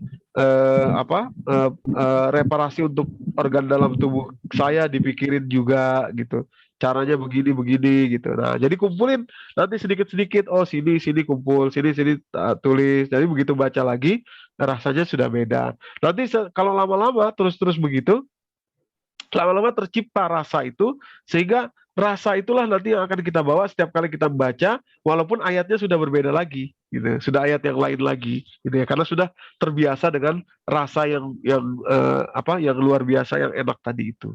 Gitu. Jadi pelan-pelan kita ngaji seperti ini, di situ kita kumpulkan sedikit demi sedikit, Bu Dino. Jadi kan seorang pembimbing gitu ya Pak Ustadz. Apa? Apakah setiap kita mengaji harus diperlukan seorang pembimbing untuk bisa memaknai daripada bacaan Al-Quran tersebut? Oh iya, kalau ada itu bagus sekali. Ya, jadi seorang ustadz atau ustazah ya, juga bisa, yang penting mumpuni ya dalam hal menjelaskan itu gitu ya, mumpuni. Tetapi pahala yang kita dapatkan itu apakah sama? Asal kita mengaji aja ataukah harus memaknai daripada Al-Quran?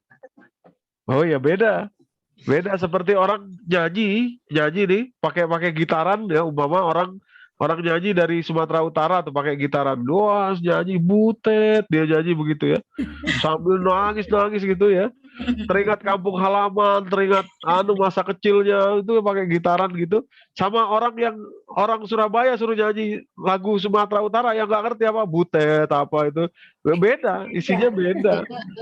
Iya kan? Beda kan? Karena apa? Karena nggak ada feel-nya, tidak ada rasa. Begitu juga ketika kita baca Quran. Kalau kita sudah dapat ini, wah rasanya tentu saja di sisi Allah juga naik, meningkat jauh itu ketika kita dekat kepada Allah. Bukan lagi ngitung pahala 1, 2, 3, bukan di situ lagi, sudah tembus terus langsung kepada Allah ya. Tidak ada lagi takarannya, sudah melewati takaran lah, kira-kira begitu. Kalau nggak ada rasanya masih ditakar tuh, 1 huruf 10 kebaikan, ini 10 itu masih ada takaran. Tapi kalau sudah langsung kepada Allah, namanya cinta tuh nggak ada takarannya, ya kan? Kalau sudah cinta apa saja dikasih, nggak ada takarannya, mau baik mau yang namanya hitam, kalau sudah cinta dibilang hitam manis gitu ya. Iya kan? Kalau nggak cinta ya hitam apa namanya, hitam jelek gitu ya. Iya. Nah itu kalau cinta begitu sudah. Kalau cinta sudah begitu. Jadi kita rasa itu menyambungkan, ya Allah terima kasih, maha baik Engkau, maha mengerti, maha memberikan semuanya kepada saya. Sampai segitunya itu Engkau perhatikan saya. Itu kan cinta kepada Allah. Ya. Nah, gitu Bu, kira-kira. Baik, Bu Ninu, ini sudah mau maghrib. Jazakallahu khair, Ustaz. Mohon ditutup doa dan selanjutnya saya kembalikan kepada Bu Ferial. Terima kasih, jazakallahu khair Ustadz. Alhamdulillah, hari ini kita semua sudah mendapatkan ilmu yang luar biasa.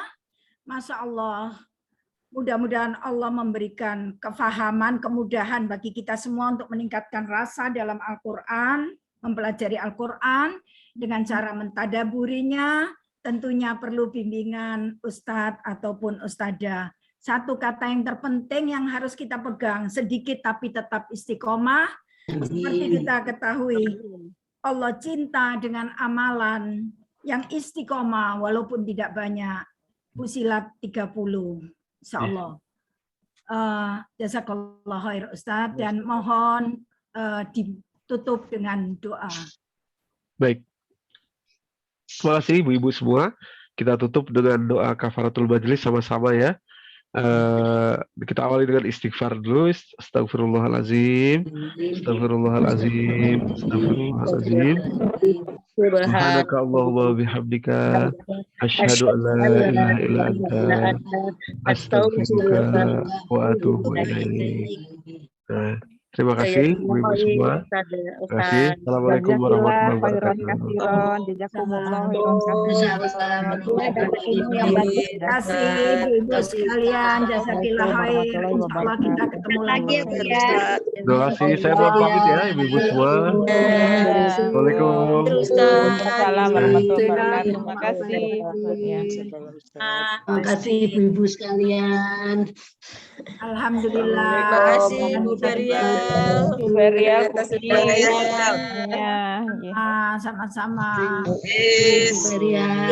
Bapak Ibu, ini tiap Sabtu ya Bu. Mohon izin. Ini selalu tiap hari Sabtu ya Bu ya. Apa? Oh iya, Ahad pertama dan Ahad ketiga. Sabtu pertama dan Sabtu ketiga. Jadi tidak Kalau tiap keduanya Ahad. Jadi minggu depan itu hari Ahad. Jamnya sama tetap setelah asar 15.30.